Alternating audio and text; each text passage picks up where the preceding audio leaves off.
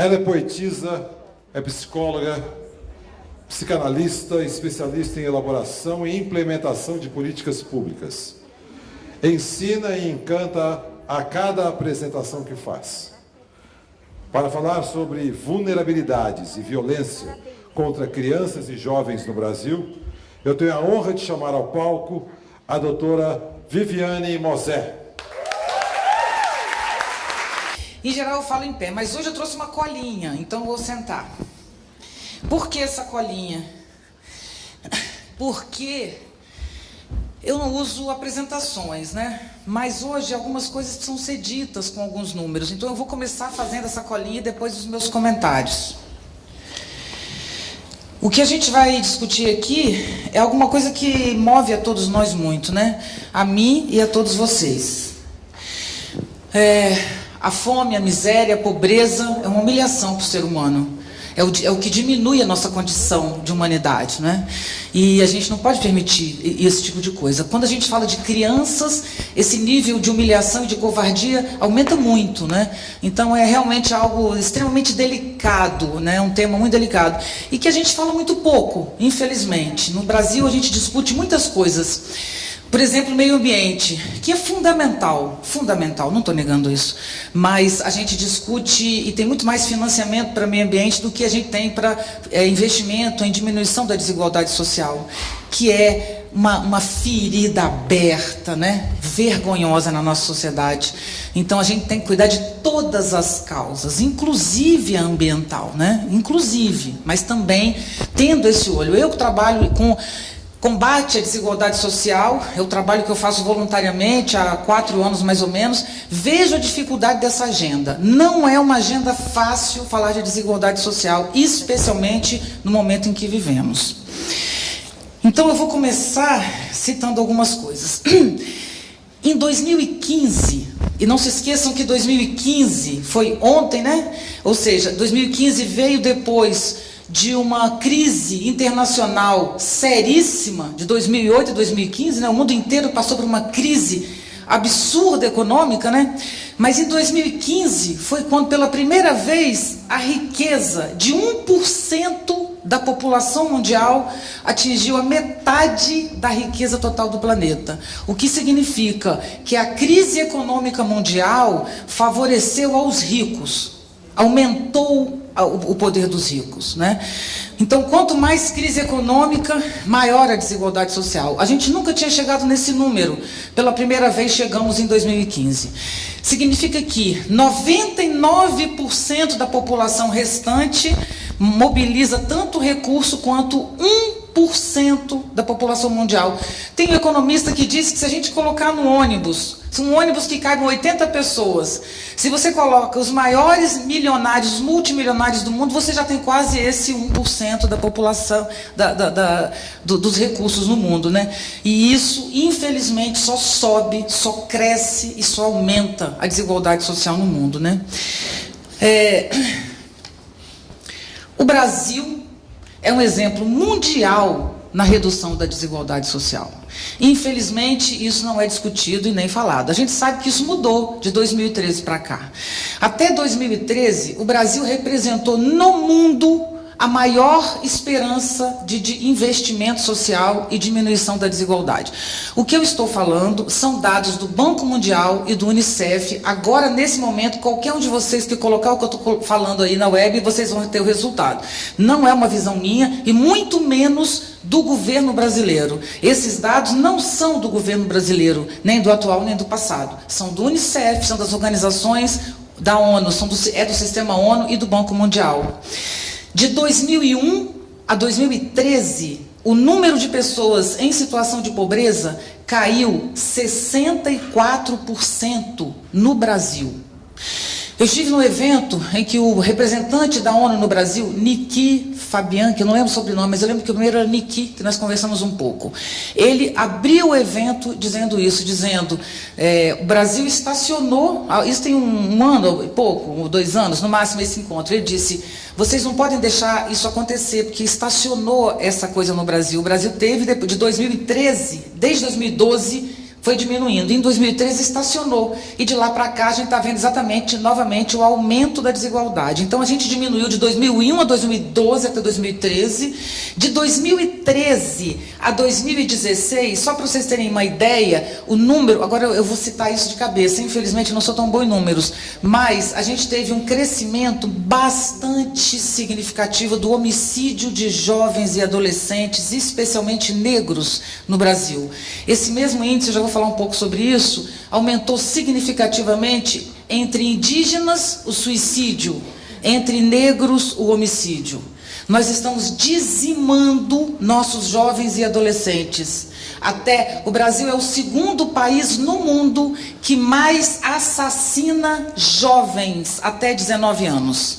É o segundo maior índice de homicídio de jovens no mundo, é o Brasil, até 19 anos.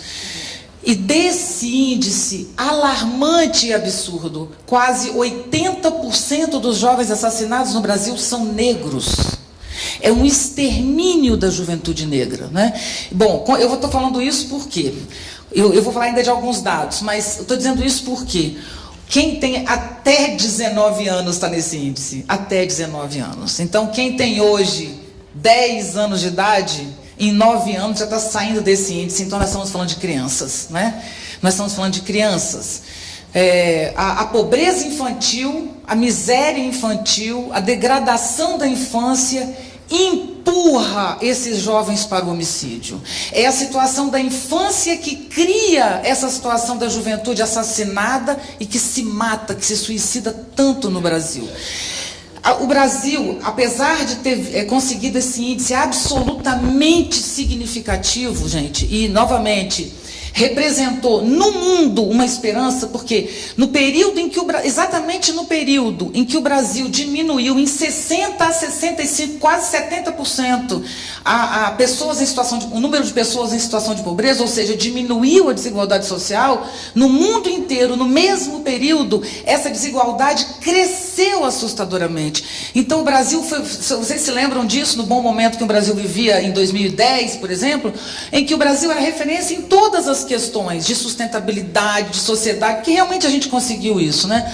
Agora, de 2013 para cá, de fato, esse índice mudou. Essa desigualdade social, que no Brasil a gente lutou tanto contra ela, 64%, ainda assim, queridos e queridas, não tirou o Brasil de um dos maiores, de ser um país com um dos maiores índices de desigualdade no mundo. Eu quero dizer o seguinte, mesmo o Brasil, mesmo diminuindo em 60 a 70% da situação de pessoas em situação de pobreza, ainda lidera, é um dos países líderes no mundo em desigualdade social, certo? Então, qual é a nossa dificuldade no Brasil para discutir essas questões? E a gente tem que ter maturidade, gente, porque nós temos que discutir temas como esse com conteúdo qualificado e não com partidarismos e blá blá blás.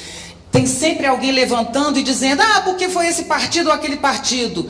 O meu partido é um coração partido, como dizia Cazuza. Eu não tenho nada com isso. Eu não sou de partido, muito menos de inteiros. Pelo contrário, eu sou brasileira e estou tentando lutar contra a desigualdade social no Brasil, contra uma educação sem qualidade, contra a falta de oportunidade e o assassinato de jovens. É isso que eu estou lutando. Então não estou nem um pouco preocupada se o índice veio do PA, PB, PT, PC, PCdoB, PTD, PPA, PPO. Não interessa isso para mim. Então, qual é o fato? Quando a gente olha para a educação, por exemplo, para comparar, você olha a educação no Brasil hoje, muitos de vocês, muitos jovens, que tem contato imediato com isso, você olha e diz assim, que terror, a educação do Brasil é horrorosa. Não, não é horrorosa a educação do Brasil, não, desculpe, ela foi horrorosa. Nós tínhamos, na década de 60, na década de 50, a metade do Brasil, a metade da população brasileira na década de 50, nunca tinha entrado numa escola. O índice de analfabetismo não era analfabetismo funcional, eram pessoas que nunca tinham entrado na escola. Até a década de 50, era mais da metade da população brasileira. No início do século, era 80%, no final do século passado, início desse século, século retrasado e passado, na verdade, era 80%. Então, a educação brasileira nunca foi questão, a não ser de 20, 30 anos para cá, que começou. Na década de 30, você tem a Anísio Teixeira, por exemplo, que quer uma educação, que quer um sistema educacional. E brigou. Então, a gente tem educadores incríveis. O Darcy Ribeiro, o Paulo Freire, o Anísio Teixeira. São pessoas inacreditáveis que a gente tem no Brasil, que são referências para o mundo na educação. Mas isso não quer dizer sistema educacional, isso não quer dizer política de educação. Grandes educadores, sim, mas não conseguiam atingir essa máquina. A briga do Anísio Teixeira é por um sistema educacional que não existia no Brasil. Não sei nem se existe ainda hoje, como a gente gostaria. Mas, enfim, nós tivemos, gente, um crescimento nos últimos 20 anos, 25 anos, até 30, mas de 25 para cá.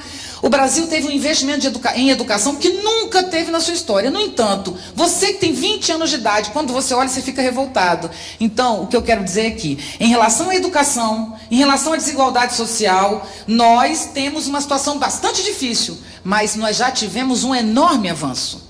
Então, é preciso ter a compreensão do avanço para a gente continuar crescendo. Porque se nós ignorarmos o que fizemos, nós vamos perder o que conseguimos até aqui. Ainda uns dados. Olha, de 90 a 2013, ou seja, 23 anos, a mortalidade infantil caiu 68%. O número de crianças fora da escola diminuiu 64%. Nesses 22, 23 anos. Bom, se tudo isso diminuiu, e ainda assim temos uma educação como temos, e temos a desigualdade como temos, significa que nós já fomos muito mais desiguais, né? Mas nesse processo, quem ficou para trás? Esses números eu tentei pegar agora e acabou não dando tempo, vocês podem pesquisar isso. Nós tivemos, se não me engano, em 2014, 2013, eu não sei a data, uma avaliação do IDHM, que é o Índice de Desenvolvimento Humano Municipal. O Brasil cresceu 123% nos últimos 20 anos no IDH municipal, puxado pela educação. Isso é uma realidade. Só que quando você olha os municípios, nós temos 5.500 municípios, mais ou menos, no Brasil. Você tem hoje, no Brasil, tinha, gente, que nos últimos 2 anos, a gente sabe que a coisa piorou muito. Eu estou calculando 2013, 2012, né? Nós tínhamos apenas 500 municípios com IDH muito baixo. Nós já tínhamos 5.000 com IDH médio para cima. Médio não, baixo para médio e em diante. Mas muito baixo, 500. Há 20 anos atrás era exatamente o contrário. Então a gente teve um grande ganho. Aí você fala, então tá. Onde está a grande questão da desigualdade e da dificuldade brasileira em relação à desigualdade social? Quem sofre com isso, né? Quem sofre são negros, indígenas, população do semiárido, nordeste, áreas secas, áreas de floresta, a região da Amazônia, né? Os quilombolas, né? E as periferias dos grandes centros urbanos. Então, gente, primeiro ponto, eu hoje vim falar para vocês do problema, mas eu espero que num outro evento eu venha falar de solução, porque eu tenho propostas para resolver isso. Nós já podemos fazer forças-tarefa específicas para dar conta desse problema. O problema da desigualdade social, especialmente na infância, não é mais hoje um problema generalizado sem ponta para puxar. Tem pontas, sabemos onde estão e sabemos onde essas pontas não estão se amarrando. Sabe por quê? Porque hoje a gente já pesquisa no Brasil. O Brasil hoje valoriza pesquisa e dados. Então, nós temos nessas universidades presentes aqui, em outras no Brasil, fora das universidades também, em centros de pesquisa, às vezes até em centros comunitários, você tem a valorização da pesquisa, que é a informação qualificada, né? Então, onde está? Quando você fala assim, ó, o Brasil é muito desigual, parece generalizado. Não, para os brancos nem tanto. Esta é uma realidade, sim, no Brasil. Tá? É uma realidade no Brasil. Os brancos e negros têm uma diferença radical. Agora, não sei se vocês sabiam, a metade da população brasileira é branca e outra metade é afrodescendente. Ou seja, é meio a meio, mas 80% dos jovens que morrem são negros, né? Então, qual é essa situação? Nós temos situações específicas e é dela que a gente tem que cuidar. Bom, então, primeiro ponto é, nós temos uma desigualdade enorme, mas nós já aprendemos a lidar com ela e sabemos resolver, é só a gente ter consciência e clareza e seguir nessa luta. Por favor, não pensem que a gente está partindo do zero, não estamos, né? Bom, no mesmo período que eu estava dizendo para vocês, que esses índices caíram, né? Caíram no sentido, melhoraram significativamente na mortalidade infantil, na educação municipal, especialmente educação municipal, que são os anos iniciais, o acesso das crianças à escola, tudo isso melhorou. No mesmo período, dobrou o assassinato, o homicídio de jovens. Dobrou. Então, segundo o Unicef, o maior problema que a gente tem hoje é o assassinato de jovens. Bom, qual é o nosso tema? Nosso tema é pobreza infantil, né? Então, vamos lá. Onde estão esses jovens assassinatos? Estão nas periferias, basicamente. Negros, moradores de periferia e favela. Me conta a história desse rapaz, dessa moça que está sendo assassinado. Conversa com cada um, você vai ver exatamente a sua história. Onde é que começa? Começa na pobreza infantil. O que significa pobreza, para começar? Significa a ausência de condições mínimas de humanidade. O que é ser humano, né? Eu costumo dizer que o ser humano nasceu há 100 mil anos atrás, o sapiens sapiens, porque ser humano não é aquele que tem uma capacidade cerebral excelente, porque isso é homo sapiens. Há 500 mil anos você já tem homo sapiens. A capacidade cerebral é uma coisa. Agora, a gente se considera humano quando nasce a consciência, quando a gente começa a enterrar os mortos, ou seja, quando a gente se desdobra moralmente e, enquanto a gente vive, a gente é capaz de se olhar de fora e dizer: por que vivo? Para onde vou? O que de fato importa, né? O que é viver? Essa pergunta de mim sobre mim, esse espelhamento se chama consciência. Isso é que nos dá humanidade. Mas diante da fome, diante de uma criança doente, sem atendimento, diante do extremo que é você não ter um canto para dormir, ou deixar um filho dormir, que eu acho que a questão da criança para a mãe é ainda pior, né? Porque a criança está vivendo a situação de pobreza e vai ter consequências disso para o resto da sua vida, né? Mas para os pais é uma humilhação sem tamanho você não conseguir prover o mínimo de subsistência.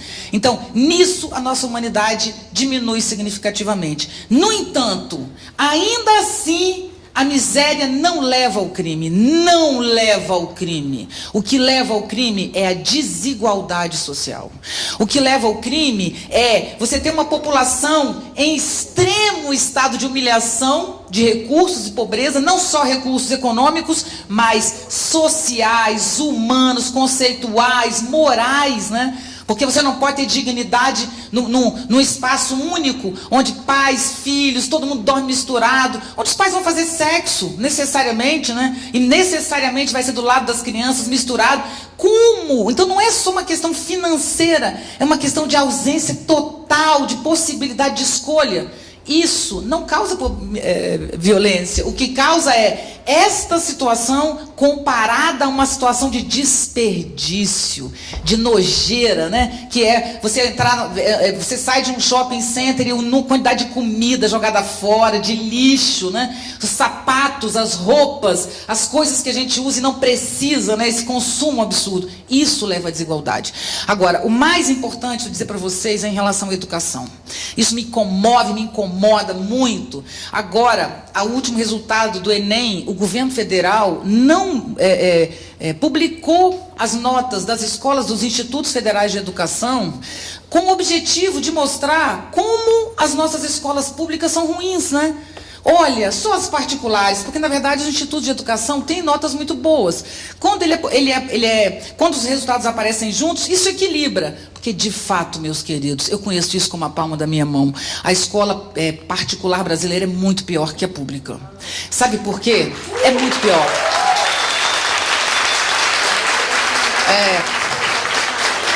Ela é muito pior porque quando uma criança paga uma escola, quando os pais têm condição de pagar uma escola, mesmo uma escola de periferia e de favela, porque tem escolas particulares em todos os lugares, né? Quando alguém tem condição de pagar uma escola para o seu filho, esse filho não está passando fome. Essa criança tem alguma condição mínima de vida. Mas a grande média da escola particular no Brasil é frequentada por crianças cujos pais são alfabetizados Os avós também foram alfabetizados. Não só alfabetizados, mas tiveram acesso à educação, à alimentação, a conceitos e a pensamentos. E quando eu falo de conceitos, eu quero dizer ferramentas de libertação intelectuais, né? E as outras crianças não. Então você imagina que, considerando o IDEB, se você considerando o IDEB e considerando as notas oficiais, né, inclusive as dos institutos de educação, que foram esquecidas na última avaliação, para mim, não considerar as notas do Instituto Federal de Educação é o mesmo que dizer que a escola, é o mesmo que fazer uma campanha contra a escola pública, né? Ou seja, diminuir já a nossa dificuldade, que já é tão grande, né? E não é essa a realidade. Mas considerando os índices, a escola particular ela é apenas 30% melhor do que a pública. Mas a escola pública trabalha com crianças que vêm de situações extremas. Não apenas de miséria, de pobreza, mas de violência, que é absolutamente grave no Brasil. Então, olha só o que eu disse.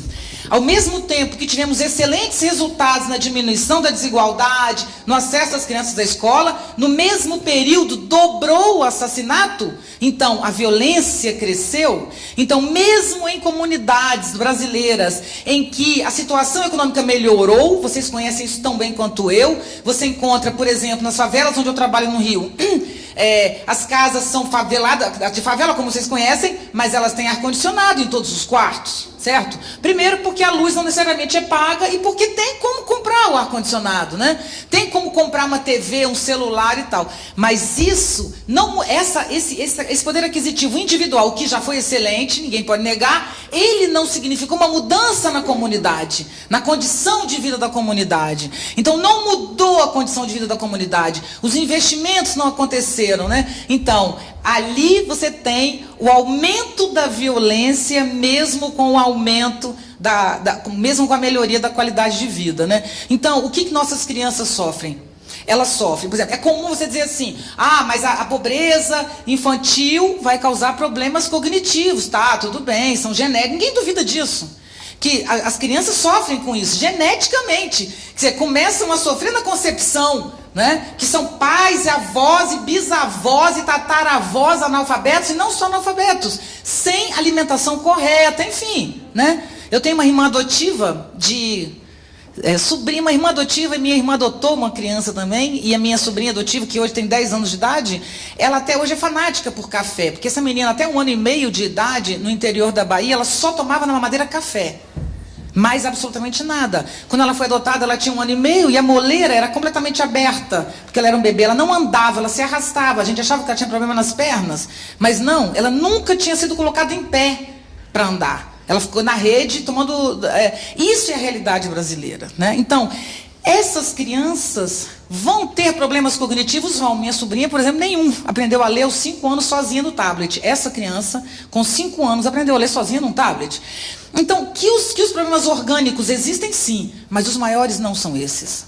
Os maiores são as dificuldades da mãe durante a gravidez, que não tem um pré-natal, que ali não é o genético, já é essa vida aqui mesmo. Não tem um pré-natal, essa criança pode nascer com uma possibilidade de doenças adquiridas, de infecções e dificuldades físicas, sem dúvida nenhuma.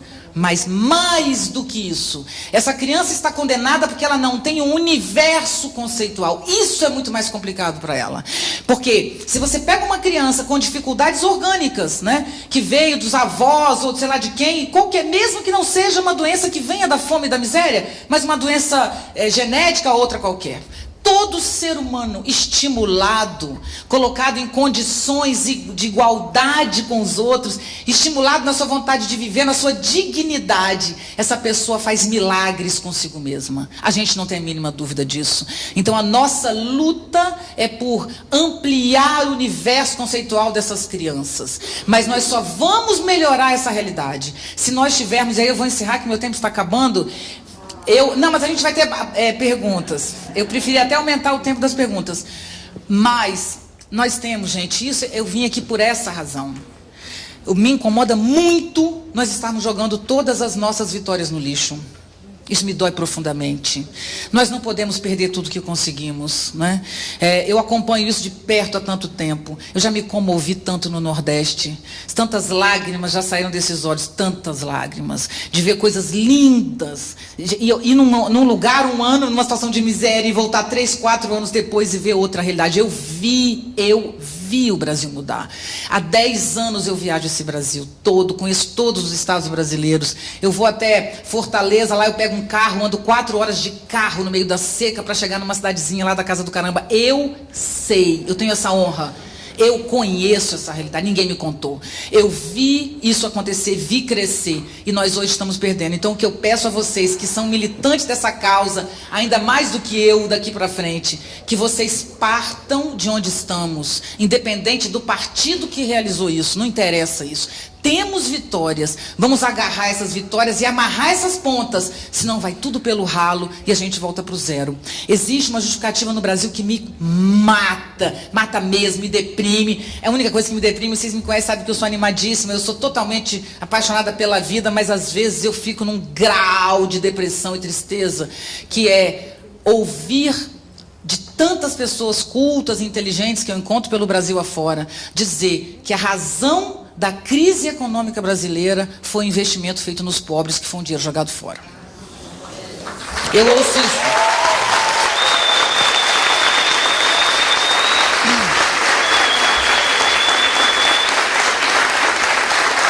E não é isso. Infelizmente, nós não temos informação qualificada e nem é esse o tema dessa discussão. Mas nós não podemos admitir esse discurso, porque senão, gente, nós teremos nos próximos 20 anos da PEC, não sei que número essa coisa aí que está indo, eu te garanto o seguinte, nós teremos 20 anos de marginalização da pobreza. Hoje a pobreza está em condição de marginalidade, não de violência de morro não, marginalidade. Foram os direitos que o governo deu para a população pobre que faliu o Brasil. E isso, de fato, não é verdade. Então, a gente precisa garantir esses direitos. Não é possível admitir um país com a desigualdade social que existe no Brasil. Não é possível admitir o extermínio de jovens que a gente tem no Brasil. Bom, então eu vou ler o finalzinho que diz assim, né? Então, o Brasil ainda é muito desigual, aí eu digo, especialmente com negros, indígenas, moradores de semiárido, das zonas rurais, da região da floresta amazônica. A pobreza atinge especialmente crianças que terminam por compor a pior estatística que temos, que é o homicídio de jovens, né? De adolescente para jovem é um oi, né? Você dá um oi e aquela criança já é um jovem, infelizmente, assassinado, vítima de algum tipo de violência grave. 36% dos jovens mortos no Brasil foram assassinados. É a segunda causa de mortes no Brasil, é o assassinato. A primeira é o trânsito. A terceira, entre jovens, é o suicídio.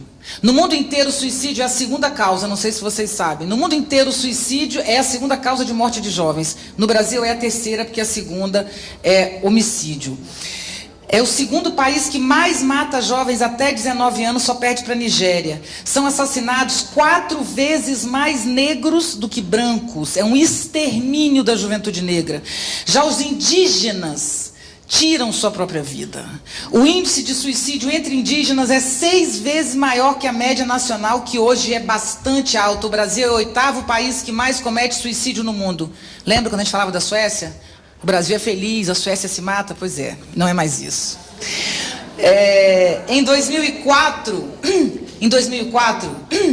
nós tínhamos 27 milhões de crianças e jovens na pobreza. Em 2016, 26 milhões, ou seja, não aumentou esse índice. Era para ter aumentado muito. De 2004 a 2016, a gente já podia ter passado de 27 para 32 milhões. E nós diminuímos para 26. Mas nós já tivemos menos que isso. Tá? Então a gente tem esse índice, caiu e agora está voltando a subir. Quero terminar dizendo, vamos lutar para que a educação no Brasil, para que a desigualdade social no Brasil continue caindo. Porque até ontem ela estava caindo. Muito obrigada.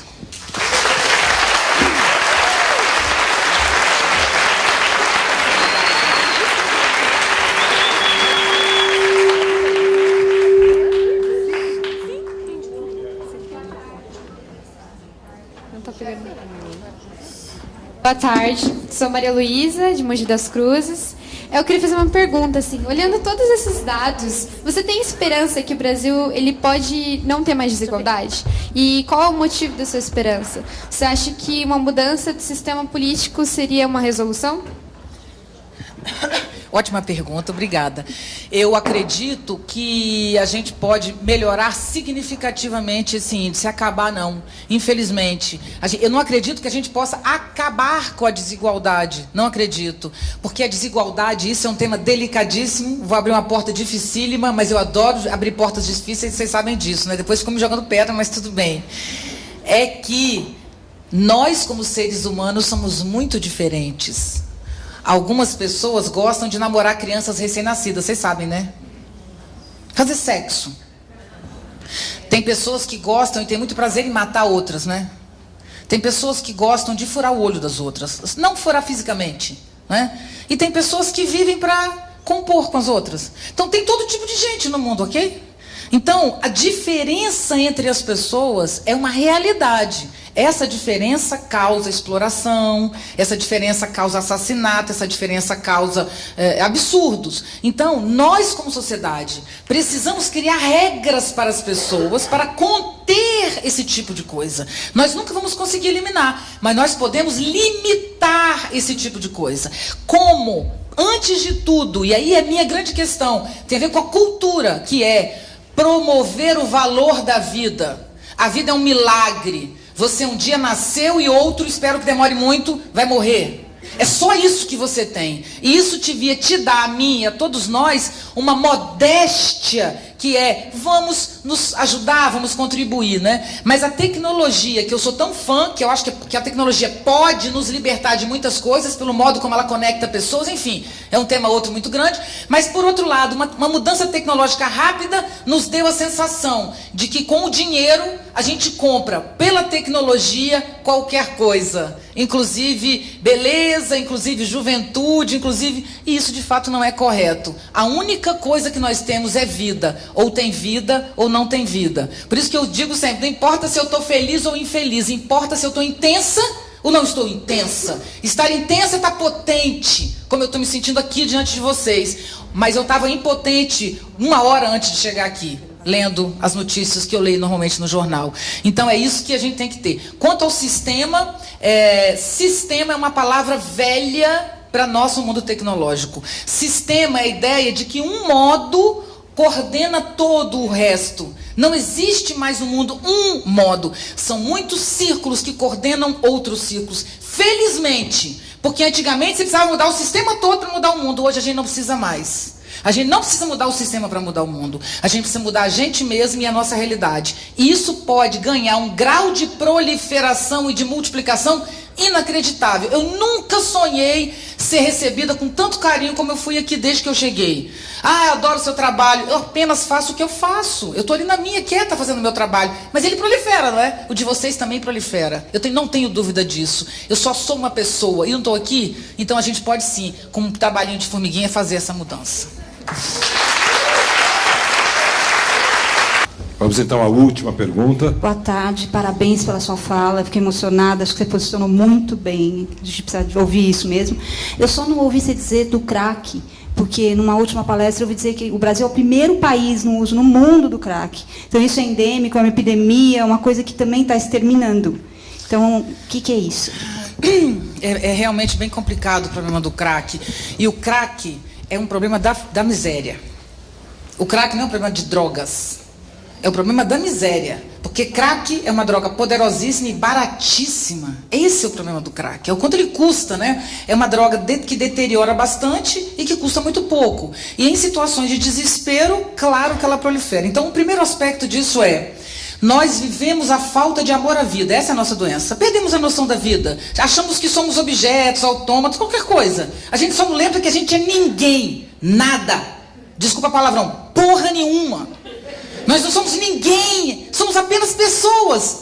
Não é porque eu tenho 200 mil, vou fazer essa semana, 200 mil pessoas no meu Facebook. Só que não é só isso não, eu tenho 6 milhões de acessos numa postagem. Isso muda a minha vida? Em nada. Que legal, obrigada, mas nada.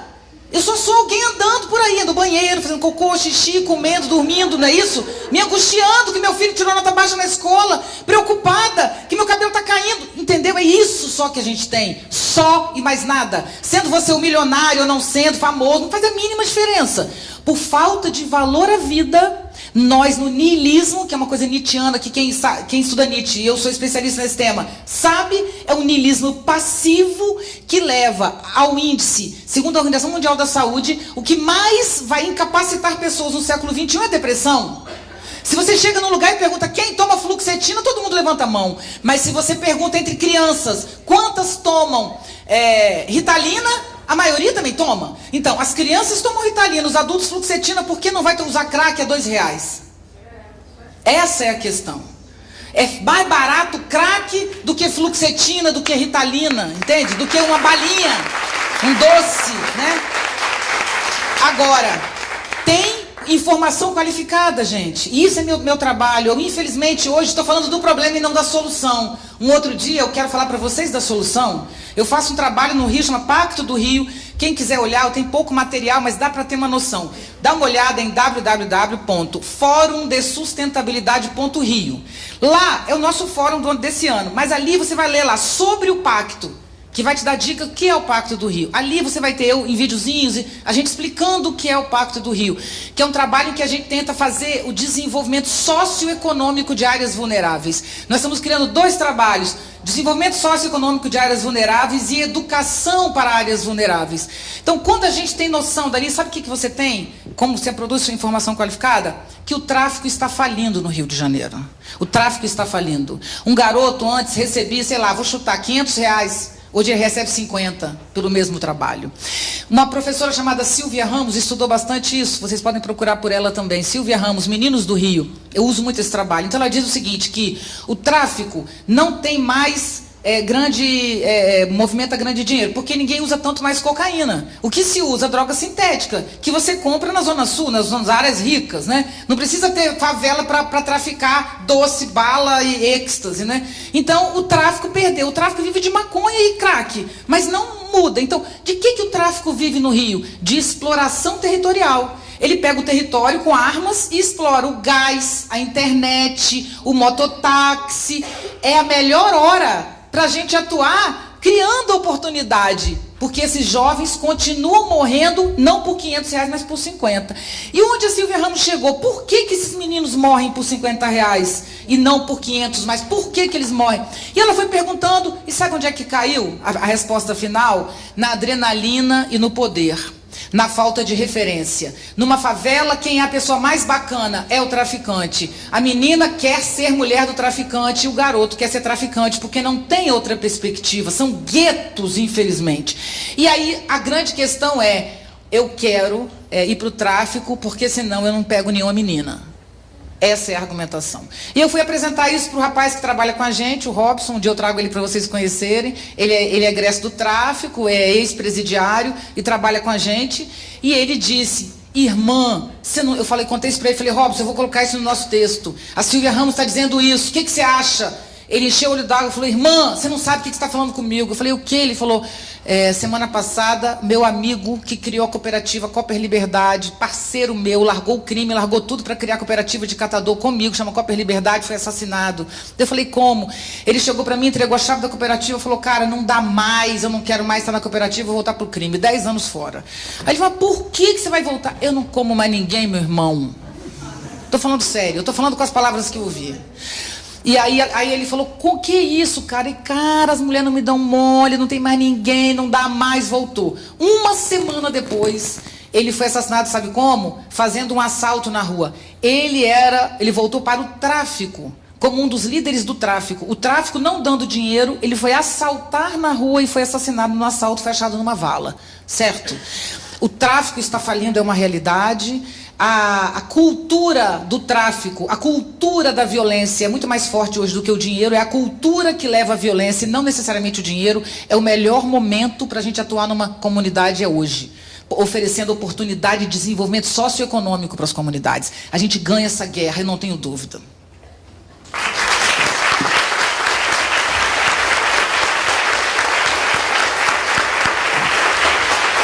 Acho que acabou, né? Professora, muito obrigado pela sua experiência compartilhada conosco.